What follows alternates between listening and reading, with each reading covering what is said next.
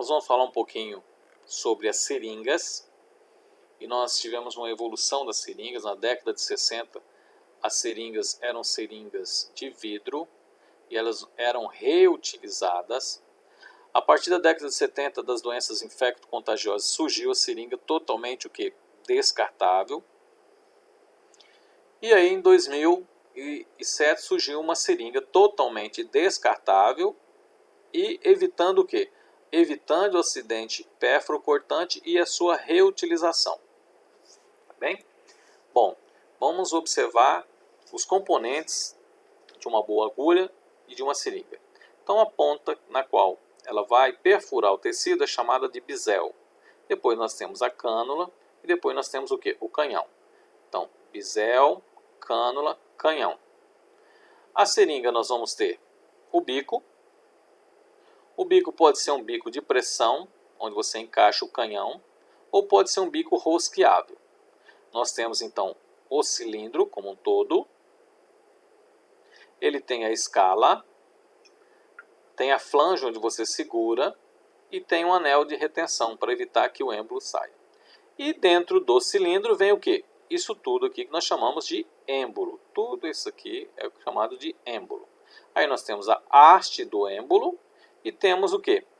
Uma borracha siliconada, né, para propiciar o quê? A aspiração e a injeção do medicamento. As agulhas nós temos, o canhão ele diferencia nas suas colorações, porque também diferenciam também no seu calibre. Então, de acordo com a cor, muda o calibre. É importante orientar principalmente o paciente diabético a não reutilizar. Não reutilizar. Por quê?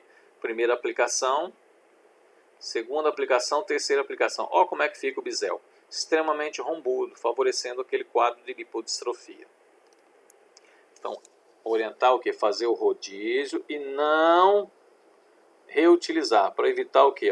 A lipodistrofia, que às vezes acontece com a aplicação. E até mesmo, às vezes, necrose em determinadas situações. Né?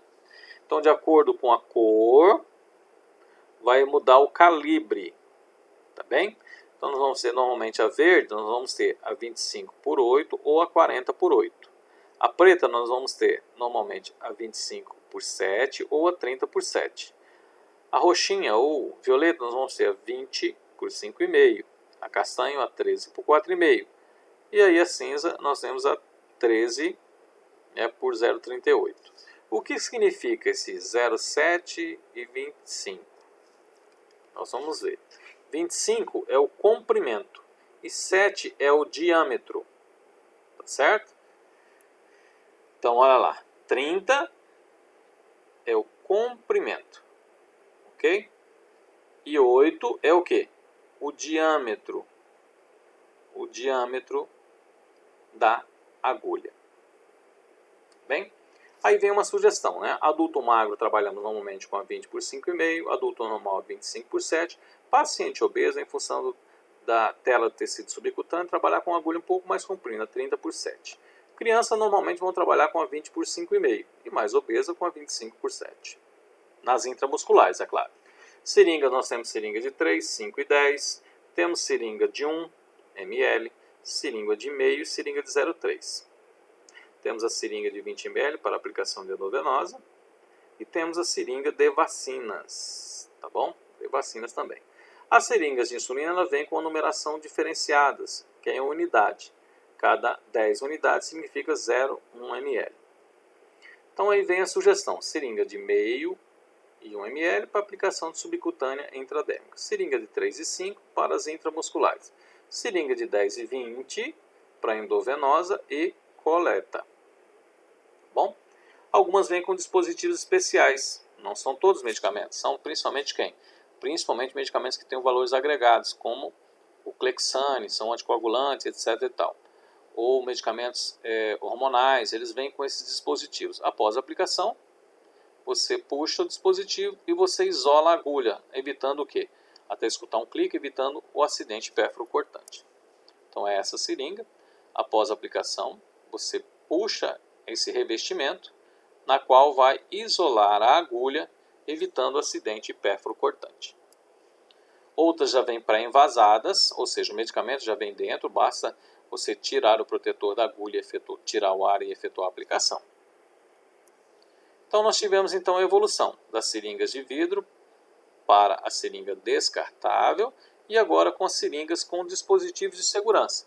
Como é essa seringa, após a aplicação você protege então a agulha. Então após a aplicação você protege a agulha, evita acidente pérfuro-cortante. E você após a administração, ao empurrar o êmbolo totalmente, ela quebra o êmbolo e evita o que? A reutilização. Então aqui proteção contra pérfuro-cortante e a proteção contra o que? A reutilização da seringa. Algumas vêm com dispositivos especiais, como essa seringa aqui, onde ela vinha, né, com o pó e o diluente. E vinha com conector, né? Então bastava o que? Colocar o conector, soltar as travas, homogeneizar, para lá, para cá, para lá, para cá, escolher uma seringa e efetuar a aplicação. Normalmente são medicamentos que vêm o quê? Com alto valor agregado. E o que aconteceu com o indivíduo?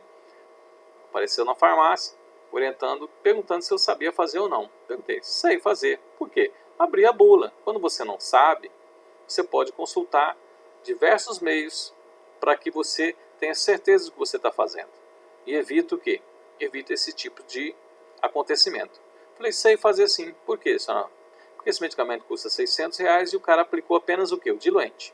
E era simples, vinha colocando na própria bula, em papel fotográfico.